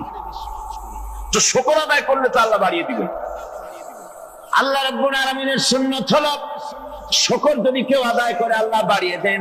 লা ইন শাকারতুম লা আযীদান্নাকুম ওয়ালাইন কাফারতুম ইন্না আযাবি লাশাদীদ। আমার নিয়ামতের শুকর যদি আদায় করো আমি বাড়ায় দেব, আর যদি নিয়ামতের শুকর আদায় না করো তাহলে মস্ত বড় শাস্তি তোমাদের জন্য রেখেছি। তো আমেরিকা শুকর আদায় করে নিজেরা খাইয়া, কিন্তু ওদের জমিন হলো বিশাল জমিন। আমি কয়েকবার গিয়েছি এবং বহু স্টেট সফর করেছি। ওদের জমিন এত ফার্টাইল, জমিনে যদি রীতিমতো তারা ফসল ফলাতো, এই ফসল সারা দুনিয়ার দরিদ্র ভূমুক্ষ জনতাকে খাওয়াইয়া বাঁচাইতে পারত। কিন্তু ওরা তা করে না। ওরা করে কি? ওরা মুনাফার হার, বাজার দর ঠিক রাখার জন্য নির্দিষ্ট পরিমাণ জমিনের ফসল ফলায়, কিন্তু জমিন এতই উর্বর, ওদের মেজারমেন্ট করা, মাপ করা, হিসাব করা ফসল হয় না, ফসল হয় বেশি। তখন বাড়তি ফসলকে তারা প্রতি বছর লক্ষ লক্ষ টন আলু আর গমকে তারা সমুদ্রে নিক্ষেপ করে। তাদের আলু এবং গম সেই সময় তারা নিক্ষেপ করে সমুদ্রে যখন ইথিওপিয়া, সুদানে মানুষ না খেয়ে মরছে। পৃথিবীর বিভিন্ন দেশে মানুষ ক্ষুধার যন্ত্রণায় যখন চিৎকার করছে, আর তাদের এই চিৎকারে আকাশ বাতাস ভারী হয়ে যাচ্ছে, তখন ওরা এই কামটি করছে। তাই আমি প্রথম দিন বলেছিলাম যে রাশিয়া যেমন খান খান হয়েছে, অস্তিত্ব বিলুপ্ত হয়েছে আল্লাহর সাথে নাফরমানি করার কারণে। আপনারা বলতে পারেন কমিউনিজম কি একটা সহজ ব্যাপার? একটা বিরাট শক্তি পৃথিবীর বুকে, কত দেশ তারা ডমিনেট করতেছিল। কোন যুদ্ধ নাই, কোন রক্তপাত নাই, বিনা ধাক্কায়, বিনা বাতাসে, বিনা ঝড়ে বিশাল মহিরুহু চিৎপটাং। এটা হলো কেন? কেন হলো রাশিয়ার এই দশা? আমি লালদিঘির ময়দানে বলে গেছিলাম, আমি চিন্তা করে যেটা পাইছি সেটা হচ্ছে এই দুনিয়ার সমস্ত মতবাদ আল্লাহকে কোনো না কোনো প্রকারে স্বীকার করে। তার কথা মানুক আর না মানুক, আছে একটা কিছু, এতটুকু বলে যে আল্লাহ আছেন বা গড আছে বা একটা কিছু আছে। কমিউনিজম, সমাজতন্ত্র হলো পৃথিবীর একমাত্র নিকৃষ্ট মতবাদ, যে মতবাদ সরাসরি আল্লাহকে অস্বীকার করেছে, বলেছে আল্লাহ নাই, দেয়ার ইজ নো গড। তারা ধর্মকে আফিম বলেছে, আল্লাহ পাক তাই কোন যুদ্ধ ছাড়া, কোন মারামারি ছাড়া, কোন রক্তপাত ছাড়া এই বিশাল শক্তিকে উৎকারে উড়িয়ে দিলেন। তুলার মতো হয়ে, গোটা রাশিয়া তুলার মতো হয়ে, পেঁজা তুলা, ধোনা তুলার মতো হয়ে সব উড়ে চলে গিয়েছে, অস্তিত্ব বিলুপ্ত হয়ে গিয়েছে। কিন্তু আমাদের দেশের খুচরা কমিউনিস্টরা এখনো স্বপ্ন দেখে। ওই যে কালকে বলেছি, তারা বলে কলমের খোসা এটা এখনো নষ্ট করা যাবে না, এটা এখনো চালু করা হবে। এখনো চীনে আছে, এখনো কিউবায় আছে। ওই কিউবা থেকে, চীন থেকে ফিদেল কাস্ট্রোর একটু আওয়াজ শোনে, চীন থেকে মিস্টার ব্যাং না কি জানি না, ব্যাং, এর আওয়াজ শোনে, আর তাই মনে করে এ বুঝি সমাজতন্ত্রের বিজয়ের গান। না, চীন থেকে আর কিউবা থেকে যে আওয়াজ আজকে উঠতেছে, এই আওয়াজ সমাজতন্ত্রের বিজয়ের আওয়াজ নয়, এটা হলো সমাজতন্ত্রের মরণ যন্ত্রণার গোঙানির আওয়াজ। কাজী এরা দুনিয়ার বুকে শুধু আনন্দ এবং ফুর্তি করে, আল্লাহকে চিনতে তারা ব্যর্থ হয়েছে। আল্লাহ রাব্বুল আলামিন বলেন, অবিশ্বাসীদের কৃতকর্ম, তাদের কাজগুলি, তাদের কর্মফল সব নিষ্ফল হয়ে যাবে। ওয়াল্লাযীনা কাফারু আ'মালুহুম কাসারাবিন বিকিআতিন ইয়াহসাবুহু যামআনু মা। আল্লাহ পাক বলেন, কাফের যারা, অবিশ্বাসী যারা, যারা আমাকে অস্বীকার করেছে, অবিশ্বাস করেছে, তাদের আমলগুলি হলো মরুভূমির মধ্যে মরীচিকার মতো। মরুভূমির মরীচিকা, মানুষ যখন মরুভূমির ভিতর দিয়ে যায়, পানির পিপাসা লাগে, দূরে দেখে পানি চিকচিক করতেছে, আর ওই মরীচিকা যেটাকে সে পানি মনে করেছিল, হাত্তা ইযা জাআহু লাম ইয়াজিদহু শাইআ, যেটাকে সে পানি মনে করে ছুটতেছিল, যখন কাছে গেল আল্লাহ পাক বলেন কিছুই সেখানে পায় না, শুধু মরীচিকা, বালু আর বালু। এরকম করে যারা আমার দিনকে অস্বীকার করেছে, আমাকে অস্বীকার করেছে, তারা যত ভালো কাজ করুক আর যাই করুক না কেন, তাদের কৃত কর্মগুলি এভাবে সব নিষ্ফল। এ হলো এক কথা। 2 নম্বরের কথা হলো, ওরা মনে করেছিল সমাজতন্ত্র শান্তি দেবে, কমিউনিজম শান্তি দেবে, সোশ্যালিজম শান্তি দেবে, ক্যাপিটালিজম শান্তি দেবে। এই শান্তির চিন্তা করে অগণিত মানুষকে হত্যা করে সমাজতন্ত্রের রাজত্ব যখন কায়েম করলো, 70 বছরও চলে গেল। তারপরে তারা দেখলো হাত্তা ইযা জাহু লাম ইয়াজিদহু শাইআ, কিচ্ছুই পেল না। তারা ক্ষুধার যন্ত্রণায় মরলো, কাপড় নাই, খাবার নাই। তারা ওই রাশিয়া থেকে, চেকোস্লোভাকিয়া থেকে, যুগোস্লাভিয়া দিয়া, রোমানিয়া থেকে, হাঙ্গেরি এবং পোল্যান্ড আর মঙ্গোলিয়া থেকে সেখানে সমাজতন্ত্র তাড়াতে আমরা যাই নাই। আমরা সেখানে সমাজতন্ত্রের বিরুদ্ধে তাফসীর করি নাই, ব্যাখ্যা করি নাই, বক্তব্য রাখি নাই। ওই সব দেশ থেকে সমাজতন্ত্র তাড়াইছে কে? কারা তাড়িয়েছে? না না, ওরা নিজেরাই, সেই দেশের জনগণই এটাকে উৎখাত করেছে তাদের জমিন থেকে। আল্লাহ পাক বলছেন, যারা আমার দিনকে, আমার বিধানকে যারা অস্বীকার করবে, তারা এই অস্বীকারী অবস্থায় যদি মওত হয়, আমার সমাজতন্ত্রী কোনো ভাই যদি মাহফিলে থাকেন, কমিউনিস্ট কোনো ভাই যদি মাহফিলে থাকেন, তাহলে শুনুন আল্লাহ কি বলতেছেন। আল্লাহ দিনকে, আল্লাহর কোরআন পূর্ণাঙ্গ জীবন বিধান, অর্থনীতি আছে, সমাজনীতি আছে, রাজনীতি আছে, কথা যারা বিশ্বাস করে না, কোরআনকে শুধুমাত্র নামাজ, রোজা, হজ, যাকাত আর বেহেশত দোজখ যারা মনে করে, জীবন ব্যবস্থা মনে করে না, এই অবস্থায় যদি মারা যায়, আল্লাহ রাব্বুল আলামিন বলেন, ইন্নাল্লাযীনা কাফারু ওয়া মাতু ওয়া হুম কুফফারুন উলাইকা আলাইহিম লানাতুল্লাহি ওয়াল মালাইকাতি ওয়ান নাসি আজমাইন। আল্লাহ রাব্বুল আলামিন বলেন, আমাকে অস্বীকার করার অবস্থায়, আমার দ্বীনকে, বিধানকে অস্বীকার করার অবস্থায় যদি মওত হয়ে যায়, তাহলে আল্লাহ, ফেরেশতা এবং तमाम পৃথিবীবাসীর অভিসম্পদ তার উপরে হতে থাকে, লানত হতে থাকে। খালিদিনা ফিহা লা ইউখাফফাফু আনহুমুল আযাবু ওয়া লা হুম ইউনজারুন। এই অভিসম্পদ অবস্থায় তারা সব সময় লিপ্ত থাকবে, না তাদের আযাবকে কমায় দেওয়া হবে, আর না তাদের কোন রকম অবকাশ দেওয়া হবে। এখন আরো মজবুত কথা, হযরত মুসা আলাইহিস সালাম বলেন, ফেরাউনের জেলের ভয় আমি করি না, আমার কি জেলের ভয় দেখায় লাভ নাই, আমি আল্লাহ পাকের পয়গম্বর। হযরত মুসা আলাইহিস সালাম, ফেরাউনের দলবল আছে, লোক লস্কর আছে, তার অস্ত্রের অভাব নাই। আল্লাহ রাব্বুল আলামিন মুসা আলাইহিস সালামের কাছে একটা অস্ত্র দিয়া দিলেন। দিছিলেন কিনা? আল্লাহ পাক হযরত মুসা কি বলেছেন, ওয়া মা তিলকা বিয়ামিনিকা ইয়া মুসা। মুসা রে, তোমার হাতে ওটা কি? মুসা আলাইহিস সালাম বললেন, এটা লাঠি। আল্লাহ পাক বললেন, ফেলে দাও লাঠি। লাঠি ফালায় দিলেন। কি হয়ে গেল? হিয়া হাইয়াতুন তাসআ, লাঠি হয়ে গেল। এখন লাঠি পড়ে সাপ হয়ে গেল। সাপ দেখে নবী, বলি হোক, সাহাবী হোক আর আলেম হোক, সাপ দেখলে ভয় করে না মানুষের? মুসা আলাইহিস সালাম ভয় পেয়েছে।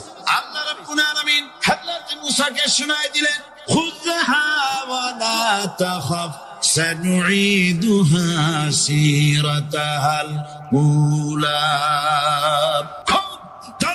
লা তাখাফ, ভয় পেও না। আল্লাহ বলছেন ধরো, ভয় পেও না। ধরার সঙ্গে সঙ্গে স্বাভাবিক অবস্থায় ফিরে আসবে, আবার লাঠি হয়ে যাবে। এখন আল্লাহ বলছেন ধরো। মুসা আলাইহিস সালাম কি ভয় পাওয়া উচিত হবে? মুসা আলাইহিস সালাম কি ভয় পাইছিলেন? কারণ হচ্ছে এই দুশমনের শক্তিটা খুব বড়ই দেখা যায়, মনে হয় যেন অনেক বড়, কি জানি কি। আল্লাহ পাক বলছেন, ইন্না কাইদাশ শায়তানি কানা দাঈফা। শয়তানের চক্রান্ত যতই তুমি মনে করো অনেক ষড়যন্ত্রের জাল বিস্তার হয়ে আছে, আল্লাহ কিছুই না, দাঈফা, অত্যন্ত দুর্বল। আল্লাহ পাক বললেন ধরো। মুসা আলাইহিস সালাম সাপ ধরলেন, সঙ্গে সঙ্গে লাঠি হয়ে গেল। ফেরাউন বরদাস্ত করলো না, রাষ্ট্রশক্তির পক্ষ থেকে আক্রমণ শুরু হলো। অপরাধ কি? মুসা আলাইহিস সালামের অপরাধ কি? কি অপরাধ? মাশাআল্লাহ, বুঝতে পেরেছেন। অপরাধ হচ্ছে তিনি বলেছেন লা ইলাহা, জোরে বলেন লা ইলাহা ইল্লাল্লাহ। তো আমি বলবো আল্লাহ রাব্বুল আলামিন কোরআনে কারীমের মধ্যে বলেছেন আল্লাহু লা ইলাহা ইল্লা হুয়াল হাইয়ুল কাইয়্যুম। কোন সূরা আছে? কোন আয়াতে? আয়াতুল কুরসি। পড়তে ইচ্ছা করে না? পড়েন আমার সাথে। আল্লাহু লা ইলাহা ইল্লা হুয়াল হাইয়ুল কাইয়্যুম। আল্লাহ হচ্ছেন তিনি যিনি ছাড়া কোনো উপাস্য নাই, কোনো ইলাহা নাই, কোনো মাবুদ নাই যিনি ছাড়া, আর কোনো ইবাদতের মালিক নাই। আর যিনি হচ্ছেন সদা জাগ্রত চিরঞ্জীব, সার্বভৌমত্বের একচ্ছত্র মালিক, যিনি সদা জাগ্রত চিরঞ্জীব, তিনি হচ্ছেন আল্লাহ। এখন কেউ যদি বলেন আল্লাহ অক্ষর কি, এক একটা অক্ষর বাদ দিয়া আল্লাহরে চিনায় দেন, তাও চিনানো যাবে। আল্লাহর প্রথম অক্ষর যদি বাদ দেন কি থাকবে? কোরআনে কারীম বলছে তা দিয়েও বোঝা যাবে লিল্লাহি মা ফিস সামাওয়াতি ওয়া মা ফিল আরদ। আল্লাহ হচ্ছেন তিনি যার জন্য আকাশ আর জমিন, আকাশ এবং জমিনের একচ্ছত্র মালিক। এর মাঝখানে যা কিছু আছে সব কিছুর মালিকানা যার হাতের মুঠায়, তিনি আমার আল্লাহ। তিনি কে? আল্লাহ। তারপরে যদি বলেন আরেকটা নাম ছেড়ে দেন, আলিফ সাল্লাম একটা নাম ছেড়ে দিলাম, তাহলে কি থাকলো? লাহু থাকলো, দুইটা অক্ষর থাকলো লাহু। এই লাহু দিয়েও আল্লাহ রাব্বুল আলামিনের সিফাতকে, তার গুণকে বোঝা যাবে। লাহু মাকালিদুস সামাওয়াতি ওয়াল আরদ। আল্লাহ পাক বলেন আসমান এবং জমিনের রিজকের চাবিকাঠি আল্লাহ পাকের হাতে, যাকে খুশি তিনি পর্যাপ্ত রিজেক দান করেন। কেউ যদি বলেন লামটাও ভালা দেন, লামটাও ছেড়ে দেন, দিলাম নাম একটা ছেড়ে, থাকলো কি? একটা অক্ষর থাকলো হু। এই হু দিয়ে আমার আল্লাহরে চেনা যাবে। ওয়া হুয়াল গফুরুল ওয়াদুদুল আরশিল মাজিদ ফাআলুল লিমা ইউরিদ। আমার আল্লাহ হচ্ছেন তিনি যিনি ক্ষমাশীল, যিনি দয়াবান, যিনি বান্দাকে মহব্বত করেন। খালি জায়গাগুলো পূরণ করে নেব, পিছনের ভাইদেরকে বসার সুযোগ করে দেব ইনশাআল্লাহ।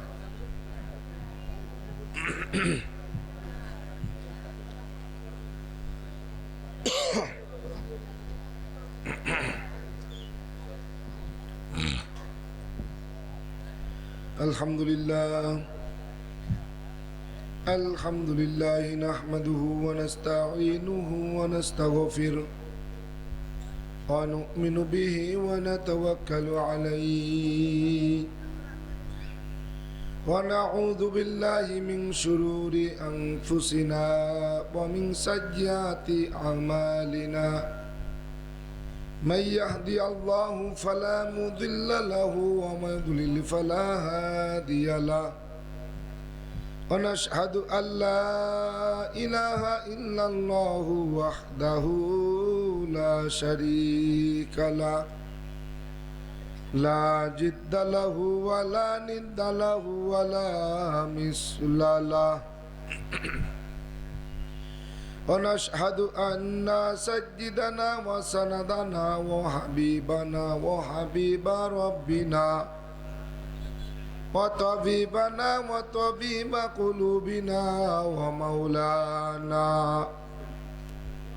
ومولانا محمدا عبده ورسوله صلى الله تعالى عليه وعلى آله وأصحابه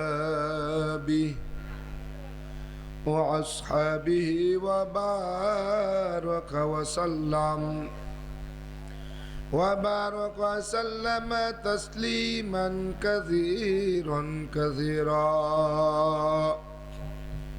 الذي أرسله الله تعالى بالحق بشيرا ونذيرا وداعيا إلى الله بإذنه وسراجا منيرا أما بعد فأعوذ بالله من الشيطان الرجيم بسم الله الرحمن الرحيم وما خلقت الجن والإنس إلا ليعبدون وقال رسول الله صلى الله عليه وآله وسلم لا طاعة لمخلوق في معصية الخالق أو كما قال النبي عليه الصلاة والسلام صدق الله مولانا العظيم وصدق رسوله النبي الكريم ونحن على ذلك من الشاهدين والشاكرين والذاكرين الحمد لله رب العالمين اللهم صل على روح محمد في الأرواح وصل على جسد محمد في الأجساد وصل على قلب محمد في القلوب وصل على قبر محمد في القبور بلغ العلا بكماله كشف الدجى بجماله حسنت جميع خصاله صلوا عليه وآله بلغ العلا بكماله كشف الدجى بجماله حسنت جميع خصاله صلوا عليه وآله لا إله إلا الله لا إله إلا الله لا إله إلا الله لا إله إلا الله لا إله إلا الله لا إله إلا الله সবাই لا إله إلا الله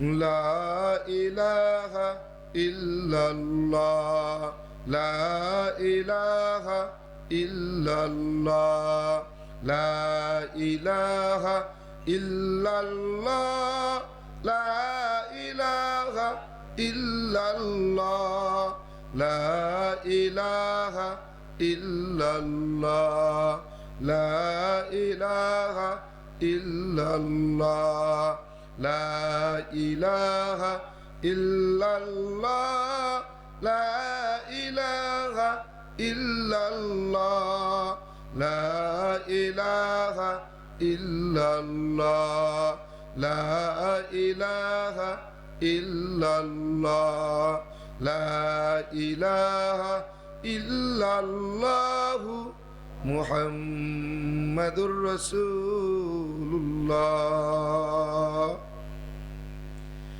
سبحانك لا علم لنا إلا ما علمتنا إنك أنت العليم الحكيم رب اشرح لي صدري ويسر لي أمري واحلل عقدة من لساني يفقه قولي এ দুনিয়া মিছে মায়া বলে ভাই শুধু আশার খেলা ঘর চোখ বুঝিলে দেখবি রে মনকে আপন আর কে বাপর।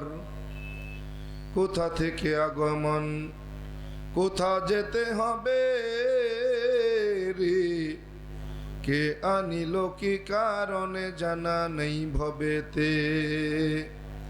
শোনো জামি বতগুয়ম কাগুলতা জানো মিমানাত, আগর মানাদ সবে মানাদ সবে দিগার নমি মানাত। দীপ্ত কণ্ঠে জামি কহে ফুলতা যা কি রয় কখনো, এক রাত কি দুরাত রহে ভুল বুঝিস না তোর জীবন। নদী পথে নৌকা চালাও ও মাঝি ভাই, বেলা ডুবার আগে আমি ওপার উঠতে চাই। ডুবে গেলে বেলারে আর সে তো ওঠে না, ভেঙ্গে গেলে মেলারে আর সে তো জমে না।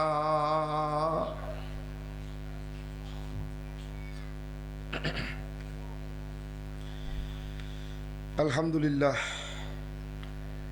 মাদ্রাসাতুস সুন্নাহ আল আরাবিয়া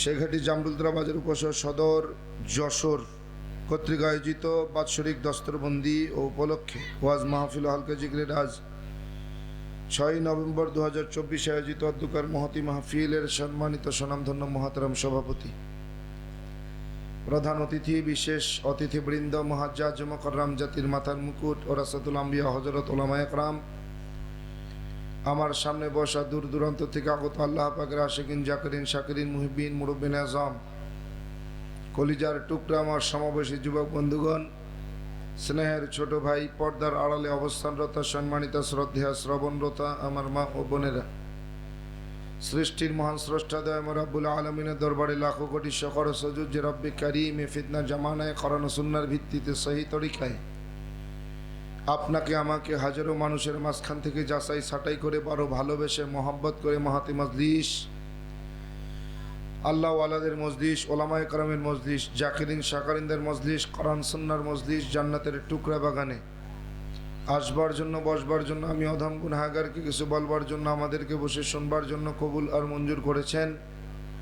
নেয়ামতের শকর আদায়ার্থে মুসলমান হিসেবে ইমানের আওয়াজকে উঁচু করে উচ্চ কণ্ঠে একসাথে এক আওয়াজে কালেমা তার শকর উচ্চারণ করছি। সকলেই পড়ি আলহামদুলিল্লাহ। লক্ষ কোটি দুরুদ ও সালাম সাইয়্যিদুল মুরসালিন রাহমাতাল লিল আলামিন সাইয়্যিদুস সাকালাইন শফিউল মুজদিবিন ইমামুল মুরসালিন খাতামান নবিয়্যিন পয়গম্বর আরবি বিশ্বনবী হযরত মুহাম্মদুর রাসূলুল্লাহ সকলেই পড়ি সাল্লাল্লাহু আলাইহি ওয়া আলিহি ওয়াসাল্লামের রফল। এরা হাজিরিন, কোরআনে হাকিম থেকে ছোট্ট একটা আয়াতে কারিমা তিলাওয়াত করেছি। বিশ্ব নবী, শ্রেষ্ঠ নবী, হায়াতুন নবী, জিন্দা নবী, পয়গম্বরে আরবি জনাবে হযরত মুহাম্মদ মুস্তাফা সাল্লাল্লাহু আলাইহি ওয়া আলিহি ওয়াসাল্লামের অসংখ্য অগণিত অমীয় বাণী পবিত্র হাদিস শরীফ থেকে একটি হাদিসের অংশ বিশেষ তিলাওয়াত করেছি। রব্বে কারীম যদি তৌফিক দান করেন সংক্ষিপ্ত পরিসরে কোরআন ও সুন্নাহর ভিত্তিতে সহি তরিকায় ইখলাস ও রুহানিয়তের সমন্বয়ে কিছু কথা বলবো। রব্বে কারীম আমাকে বলবার মতো, আমাদেরকে বসে শুনবার মতো হিম্মত, ধৈর্য আর তৌফিক দান করেন। বলেন আমিন। আরো জোরে পড়ে আল্লাহুম্মা আমিন। এটা হাজিরিন, এই